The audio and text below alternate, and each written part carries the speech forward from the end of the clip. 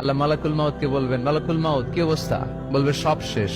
মাইয়াপ্পা, কে বাকি? মালাকুল মাউত বলবে জিনেরা বাকি, যাদেরকে দেখা যায় না। আল্লাহ বলবেন জিনদেরকেও শেষ করে ফেলো, রুহু কবজ করো। মালাকুল মাউত আজরাইল জিনদের রুহু কবজ করবে। আল্লাহ এবার জিজ্ঞেস করবে, ইয়া মালাকাল মাউত আখবিরনি মাইয়াপ্পা, এবার বলো আর কে বাকি? মালাকুল মাউত বলবে, আল্লাহ মানুষগুলো সব শেষ, জিনগুলাও শেষ, এবার বাকি ইবলিস শয়তান। কে বাকি? ইবলিসরেও শেষ করো, ইবলিসও শেষ। আল্লাহ আবার জিজ্ঞেস করবেন, ইয়া মালাকাল মাউতি মাইয়াব্বা, আর কে বেঁচে আছে বলো?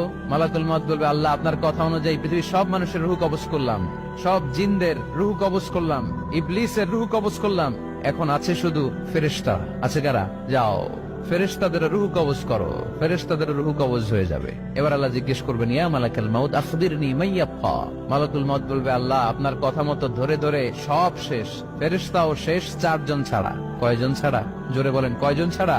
ইসরাফিল, জিব্রাইল, মিকাইল, আজরাইল। আল্লাহ এই 4 জন আমরা বাকি। আল্লাহ বলবে, যাও ইযহাব ইনতালিক ইলা জিবরিল ওয়াকবাদ রূহা, জিব্রাইলের রূহ কবজ করো। ইযহাব ইলা ইসরাফিল ওয়াকবাদ রূহা, ইসরাফিলের রূহ কবজ করো। ইযহাব ইলা মিকাইল ওয়াকবাদ রূহা, রূহ কবজ করো। ওই 3 ফেরেশতাও শেষ। এবার আল্লাহ তাআলা জিজ্ঞেস করবেন, ইয়া মালাকাল মাউত আখবিরনি মাইয়াব্বা, হে মালাকুল মাউত আর কে বাকি আছে বলো?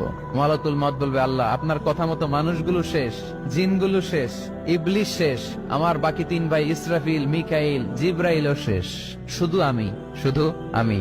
আল্লাহ বলবেন, কেউ নাই? মালাকুল মাউত বলবে, না আল্লাহ কেউ নাই। এবার আল্লাহ তাআলা বলবেন, মালাকুল মাউত তুমি তো সবাই রে মারছো, এবার তুমি মরো, এবার তুমি মরো, তুমি মরো। শোনার সাথে সাথে মালাকুল মাউতের কাঁপুনি ছুটে যাবে, খিঁচুনি এসে যাবে ভয়ে। আল্লাহ বলবেন, কাঁপুনি দিয়ে তো লাভ নাই, কারণ কুল্লু নাফসিন যায়িকাতুল। রব্বুল আলামিন বলবেন, মালাকুল মাউত কেঁদো না, এটাই দুনিয়ার বিধান, আমি আল্লাহর দেয়া বিধান, এটাই জন্মালেই মরতে হয়। যাও জান্নাত জাহান্নামের মাঝখানে একটা জায়গা আছে, জায়গাটার নাম হলো আরাফ। এই আরাফের মধ্যখানে যে দাঁড়াও, ওখানে যে মালাকুল মাউত কাঁপতে থাকবে। মালাকুল মাউত বলবে, আল্লাহ সৃষ্টির শুরুতে যদি জানতাম, সৃষ্টির শুরুতে যদি জানতাম সবাইকে মৃত্যুদান করার পরে, রূহ কবজ করার পরে আমাকেও মরতে হবে, তাহলে এই কঠিন দায়িত্বের ব্যাপারে আপনার কাছে ক্ষমা চাইতাম।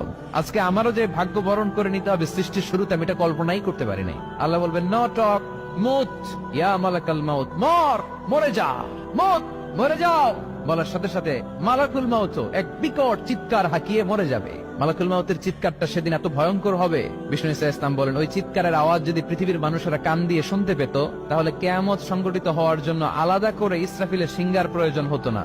ওই চিৎকারের আওয়াজে প্রতিটা মানুষ কানের পর্দা ফেটে ওই জায়গায় লাশ হয়ে পড়ে যেত। এবার ডানে বায়ে সামনে পেছনে উপরে নিচে কেউ নাই, একজন ছাড়া। জোরে বলতে হবে, তিনি কে?